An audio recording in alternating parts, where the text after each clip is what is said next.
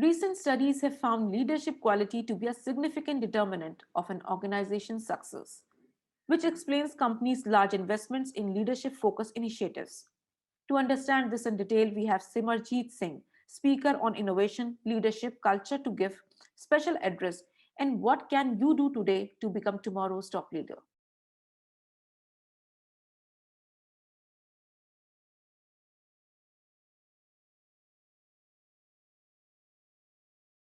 Friends, the year 2020 was unprecedented. COVID-19 was a black swan event. Close to 2 million deaths have happened so far.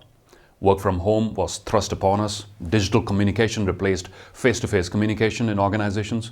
Many of the employees found themselves zoomed out. Dressing from Zoom and muting, unmuting were sort of the subjects that everybody was struggling with. This was the mother of all disruptions. And guess what?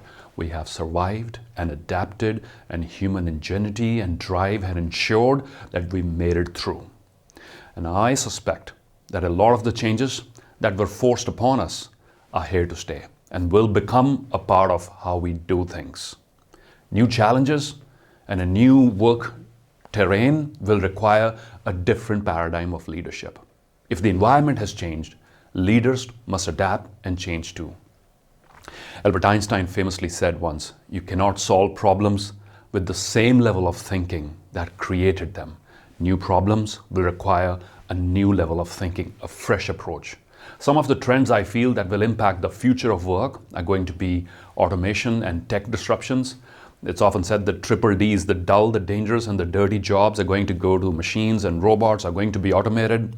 The rise of freelancers and gig workers, work from home, dismantling of the traditional 9-to-5 setup, and a huge focus, especially among the millennials, on finding meaning and purpose in their jobs. These are some of the challenges that the leaders of future will have to struggle with. Leaders who will thrive in this new, dynamic, ever-changing environment are the ones who can adapt to change, not only adapt to change, but also lead change and transformation. Stephen Hawking, he said it beautifully when he said, "Intelligence is the ability to adapt to change." Intelligence is not your credentials, not your previous experience, not how many marks you scored in B school or which B school you went to for that matter. Intelligence is your ability to adapt to change. Professor Stephen Hawking, and I love that because it conveys a very powerful message. Who you are has little to do with the current problem. It's, are you in the moment and can you solve those issues or not? Wondering what you can do to thrive in such an environment? Here are a few tips. Number one, get really dynamic about learning, unlearning, and relearning. What are the new things you need to learn in order to thrive in this new changing environment? What do you need to unlearn? What are the major blockades in your way? And what are the core concepts that you need to relearn? Next, think about a simple model called start, stop, continue. What are the new things as a leader that you should start doing, which you're not currently doing, which will give you a huge advantage? What is it you should stop doing? What is irrelevant now? And what are your core strengths? What should you continue doing as a leader? Be driven by curiosity, my friends, not by fear, if you want to succeed in this dynamic, changing environment. And keep in touch with the future trends and how they're going to impact your work. Machine learning, artificial intelligence, robotics, automation, etc. And push yourselves out of your comfort zone every day. I think for leaders, it's really important to say yes to new challenges. That's how you push yourself out of your comfort zone, and that's how you grow. And hang out with people who challenge your point of view. That's how you are able to absorb the best from all different domains. So the question arises, what is the number one skill that the leaders of the future will have to excel? And I say, putting your people in the center will be the most important thing.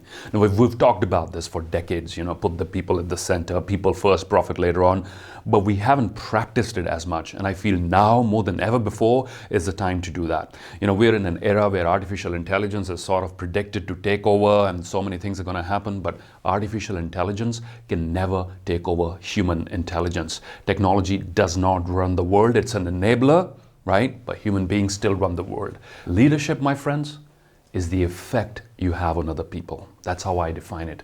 Leadership is the effect that you have on other people. Please remember, technology does not run the world. People do.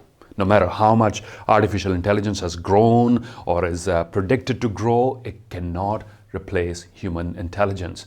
Study and master technology, that's what leaders do, but do not ignore people. That's not a very smart move. And I always say, let machines get better at what machines do best. Let AI and bots and machine learning excel at what they do best. And let human beings, let us take that as a challenge.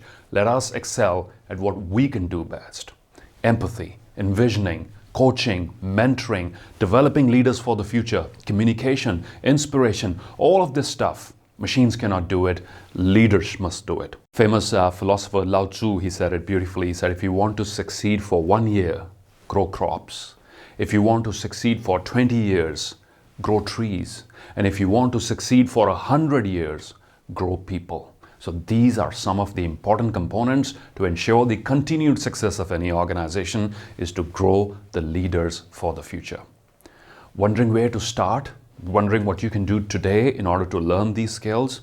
Well, I don't blame you, because these skills are not taught formally in our educational institutions. Interpersonal skills perhaps are very difficult to be formally taught. You learn these by observation.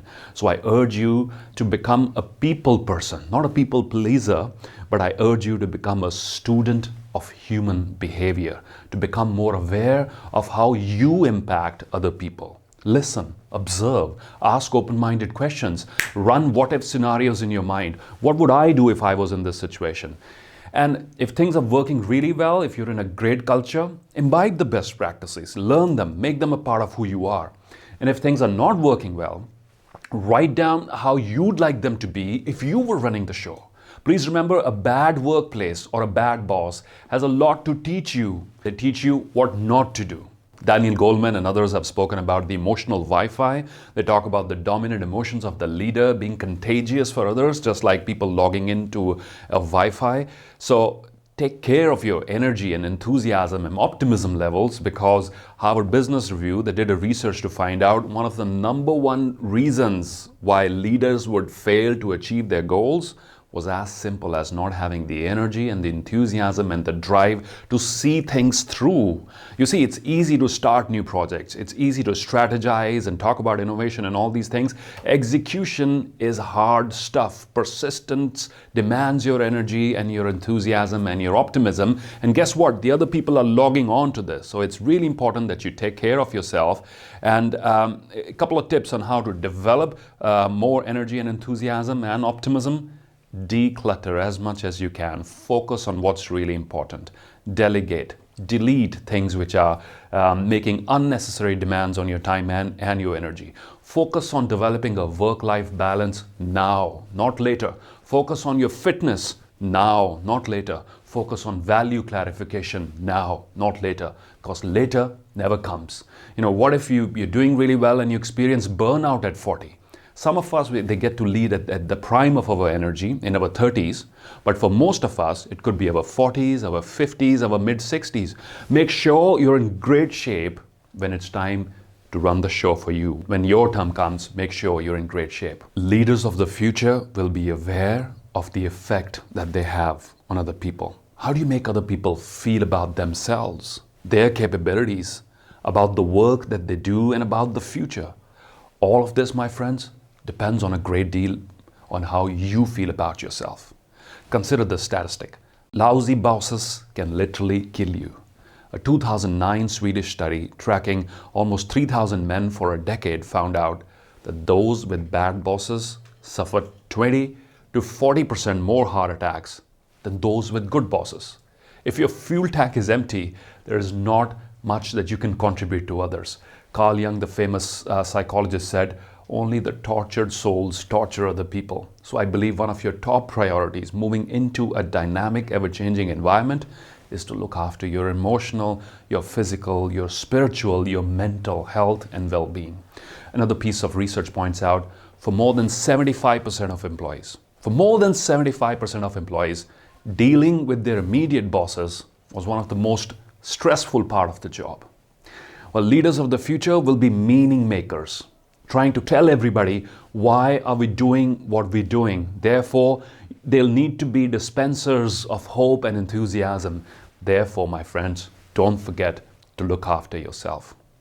As we all step into a brand new year, 2021, hopefully the year of the vaccine, hopefully when we cover lost ground, I hope that you too are able to make the transition from command and control to coaching and mentoring, from dispensing information to communication and inspiration, from titles to service, from thinking about what can I get to focusing on how can I serve.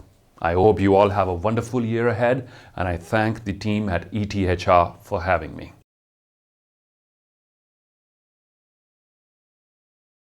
Thank you, Mr. Singh, for a wonderful and motivational session. I'm sure our viewers loved this session. We have much more sessions. Stay tuned.